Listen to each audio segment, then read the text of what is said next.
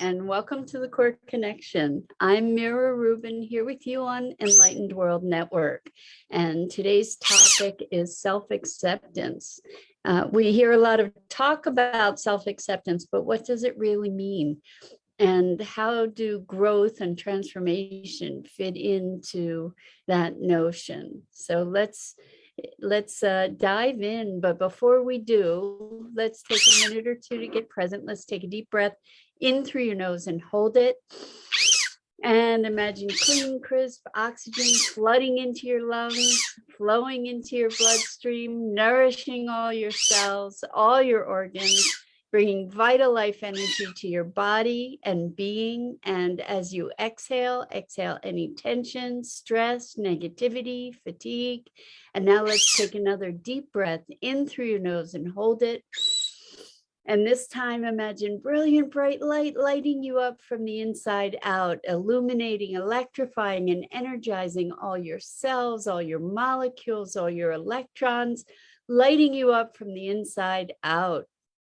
And as you exhale, exhale any remaining stress, tension, negativity, fatigue.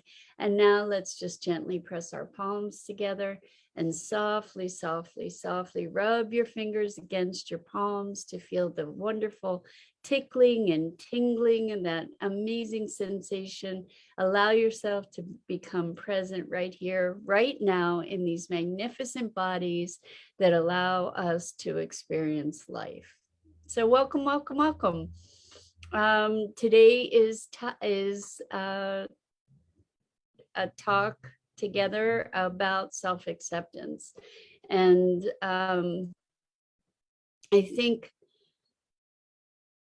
when we talk about self-acceptance, the other side of the coin is self-judgment and or self-condemnation. And I'm looking at the place where we can have awareness, where we can be self-aware and accepting of ourselves, like to compassionately embrace ourselves and then enable ourselves to grow and expand beyond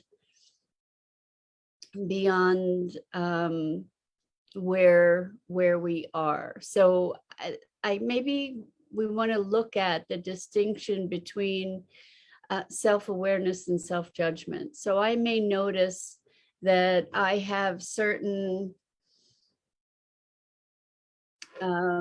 patterns that are less than positive, and I can recognize those patterns. I can accept that I have those patterns, and I can also choose to shift from those patterns without making myself bad and wrong for being where I am. And I think that that's what self-acceptance is to be able to accept all aspects of ourselves, to be able to recognize where we are without judgment, without condemnation, you know, to be able to be honest and truthful. So one of the things that we recognize is that we can't get from here to there if we don't know where here is. So if you are trying to get directions to go someplace, you need to know where your starting point is in order for those directions to be effective.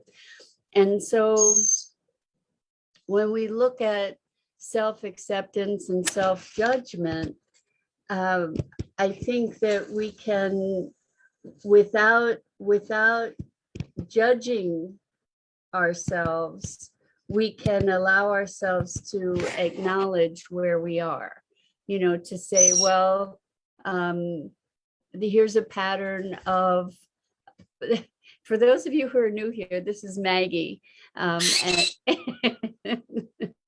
And that's the only thing she knows how to say in terms of words is her name. So Maggie, it's great to have you here this morning. You're making yourself quite a presence, right? anyway, when we talk about self-awareness, we can look at the different ways of being that we have that may be. Good morning, Rosalind. Missed you yesterday. So good to have you back. Welcome. And it's always great to have you here, and same for everybody else who's joining us. Today we're talking about self-acceptance and how we can recognize things about ourselves that we might want to change or improve or shift. And we can still be accepting of where we are, to be willing to see ourselves through the eyes of compassion and appreciation, to say, okay, this is where I am now, I get it, and I accept myself, and I accept that that's part of how I am, without condemning myself for certain behaviors or patterns that I may have. And we can also recognize that perhaps we would like to grow into another way of being, another perspective, another evolution. And I think that it's possible to hold both, that I'm fine just as I am, and I accept myself just as I am, and also to be looking toward potentials for evolution and transformation and growth. And I think that that's not something that we're typically schooled in. A lot of times our impulse toward growth and transformation and change is motivated by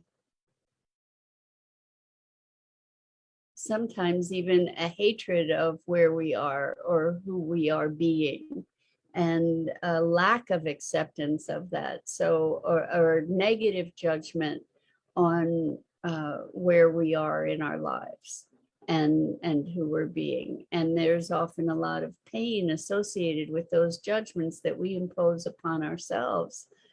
And I'm particularly looking at how we can be present to what's present, to allow ourselves to see with honesty where we are without condemnation, in order to be able to move to the next place, because that condemnation creates resistance.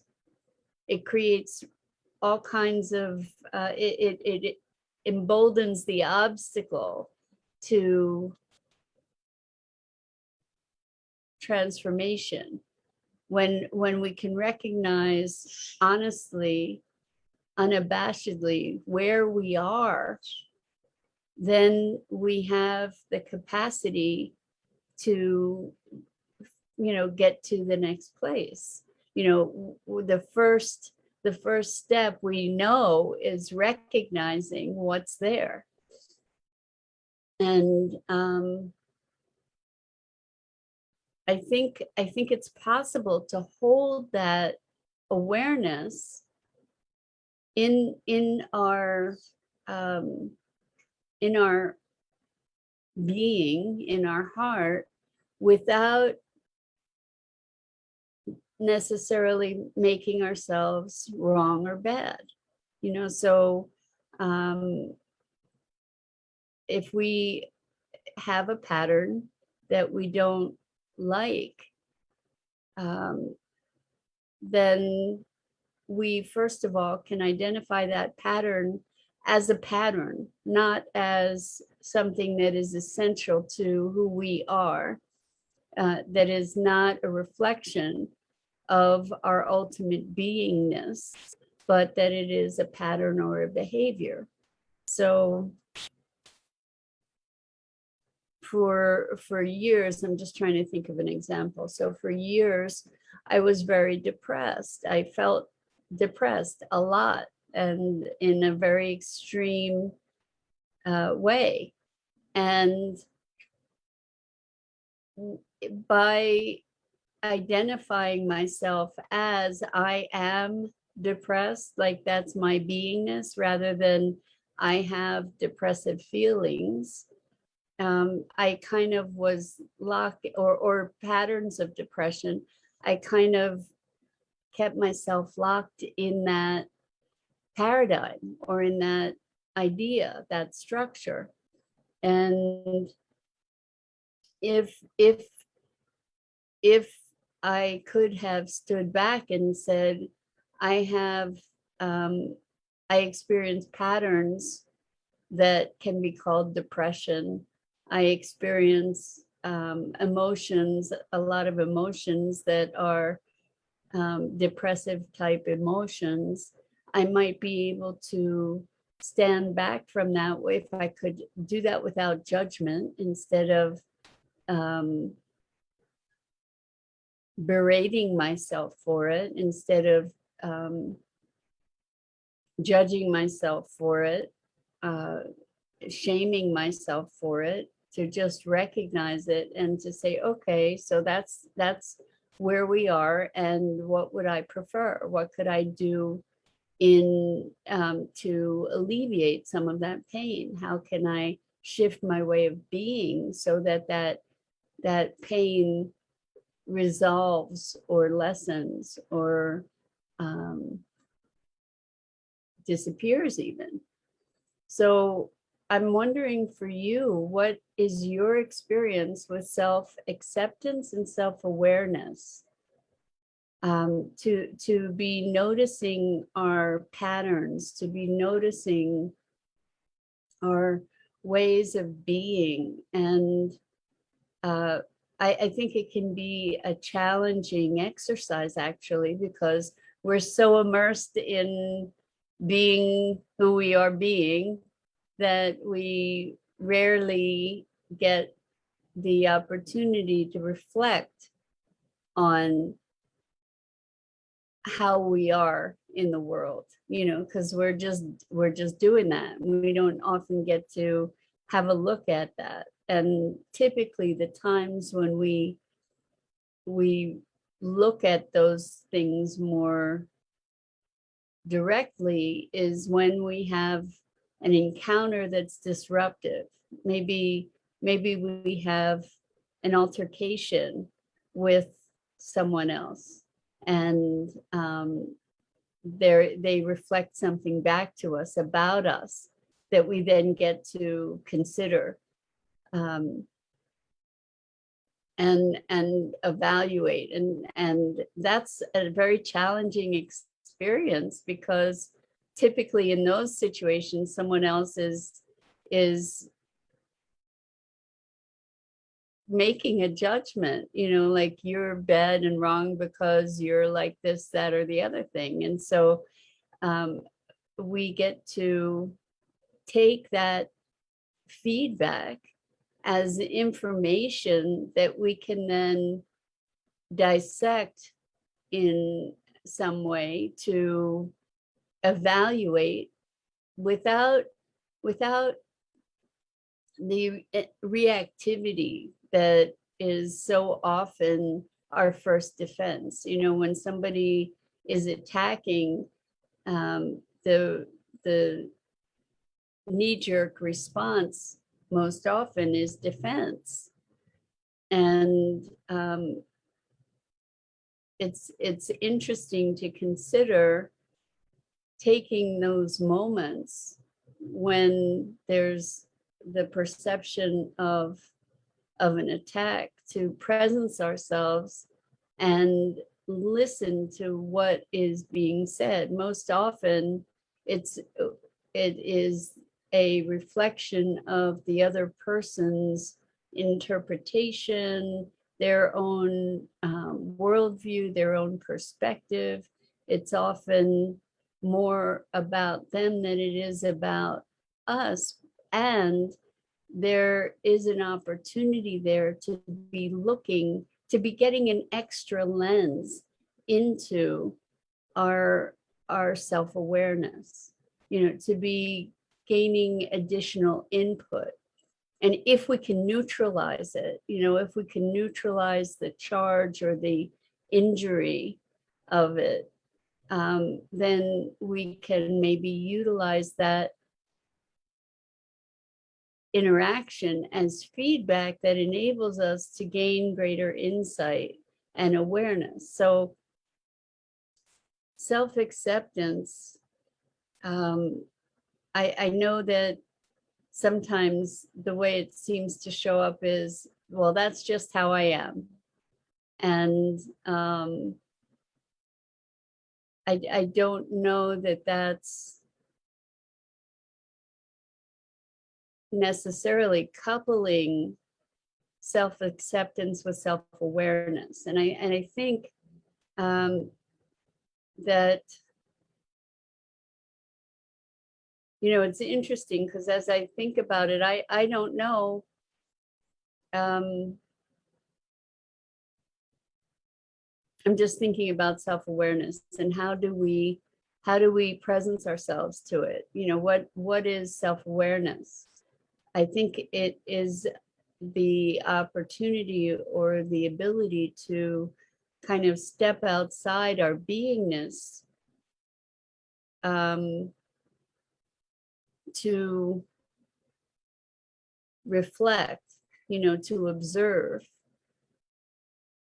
and to recognize our sensitivities, our reactivities, our patterns. So Rosalind says, what would I prefer to reduce suffering? So that's a great question. Asking great questions is a really empowering and important part of transformation. So to continue, Rosalind says, I would like to make exercise a regular part of my routine, keeping the body healthy to reduce injury, maybe starting by just stretching at the same time of day. So that's beautiful. So what would I prefer to reduce suffering? So as we're looking at self-acceptance and self-awareness, what you recognized is that there's some suffering, and I'm guessing that you're talking about physical suffering particularly, and that maybe exercise being part of your routine would help to improve the experience of being in your body. And starting at stretching. So stretching is an awesome thing to do. And it can feel so good. I find in terms of my self-awareness that as soon as I try to impose something on myself in terms of a routine, like making rules for myself, that for me, that's the recipe for failure, because what happens is that I rebel against those rules. So even when I make them myself, even when I know that they're for my betterment, even when I think it would be a great thing to do. I don't seem to be one who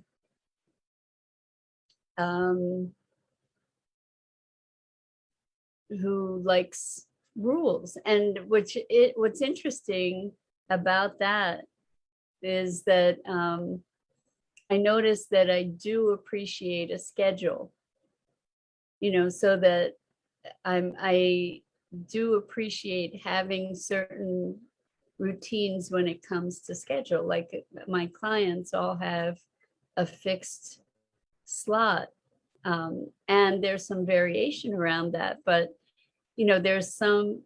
there's some comfort for me in that predictability. I don't rebel against that, which is really interesting.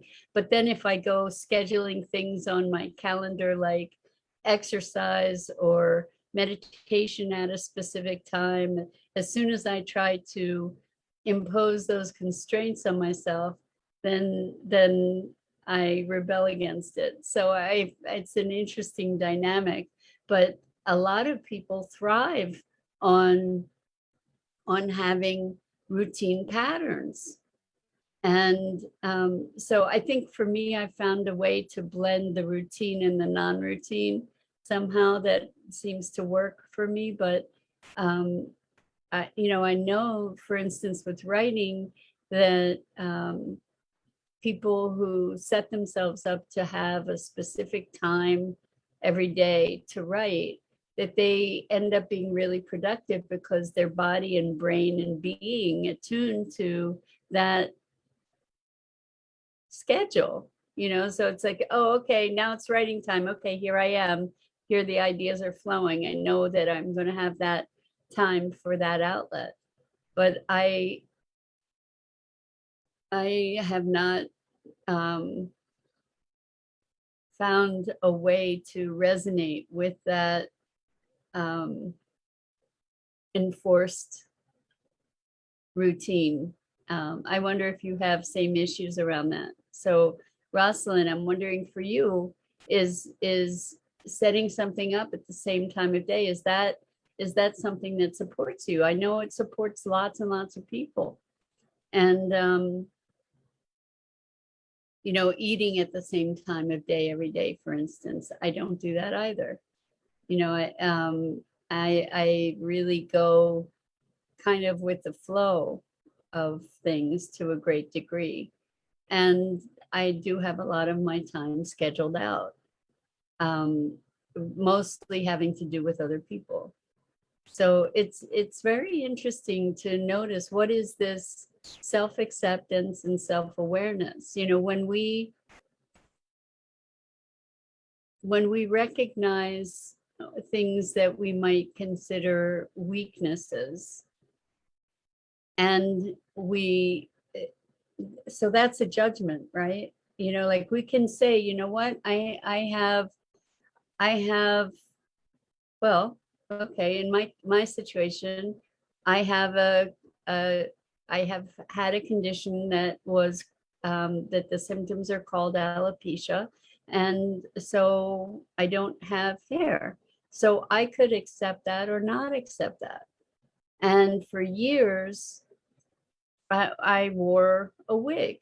For more than 13 years, I wore a wig. And what I finally recognized is that for me, and I'm not saying that this is the case for everybody, but for me, wearing the wig was a lack of self-acceptance. There was some shame that I had about having no hair. And so there was, for me, and again, I know that this is not the case for all people, but for me, the wig was kind of a hiding, or trying to camouflage myself somehow. And I felt like I wasn't being authentic. Finally, I realized that there was some shame that I was holding, and that's when I stopped wearing the wig. And again, that was simply because of my own personal dynamic.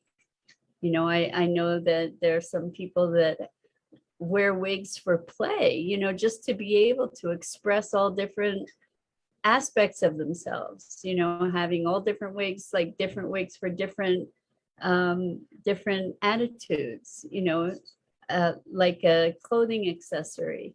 And there are all different reasons that we do the things that we do. I was looking at, through self-awareness, I was able to generate greater self-acceptance, because I hadn't recognized until I actually had that moment where I recognized that I was experiencing some shame on some level, and that I was unwilling to be seen for who I am. When I recognized that, that's when I was able to make a change. So and come to a place of greater self-acceptance. So I think self-acceptance is an evolution. It doesn't mean making excuses for ourselves. It means owning who we are, owning our strengths, owning our I'm gonna say strengths and weaknesses, and hopefully you'll be able to hear beyond that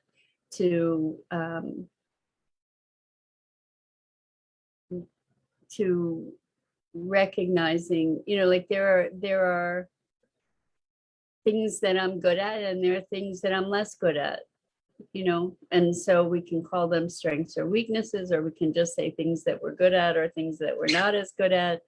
We have different gifts and talents, and when we allow ourselves to be aware and accept that, it is a beginning point. It doesn't mean we always have to have those same weaknesses, in big air quotes. If we have a weakness or something that we perceive as that we would like to improve, then we have the ability then to take action to strengthen those areas if we choose. And we don't have to. There's no compulsion. There's no necessity necessarily to strengthen those areas. So I think that that's it for this morning, but let's look at what our self-acceptance is, and importantly, look at the areas where we're not accepting ourselves, because in order even to move from those places, so to move, for instance, Rosalind, from the place of suffering, it's necessary to recognize, oh, there's suffering, or there are places that I can enrich myself, strengthen myself to achieve a different result, and to have a different outcome. So I think really true self-acceptance is very much tied with self-awareness. And so we get to look at ourselves with an eye of compassion, to recognize really what's there, rather than trying to censor it, or ignore or deny what's there. Because once we recognize what's there, we get a deeper, richer experience of who we really truly are, and who we're being, and who we choose to be, and to open up the possibility of new choices. So with that, that's it for today. I'm Mira Rubin. This is the Core Connection, and I go live here on the Enlightened World Network Facebook page each weekday morning at 9 a.m. Eastern. Please check out the other awesome programming on Enlightened World Network. And I so appreciate your time, your engagement, and you really light up my days. So thank you, thank you, thank you. And let's spend today with greater awareness of who we are. Enjoy, and so much love to you.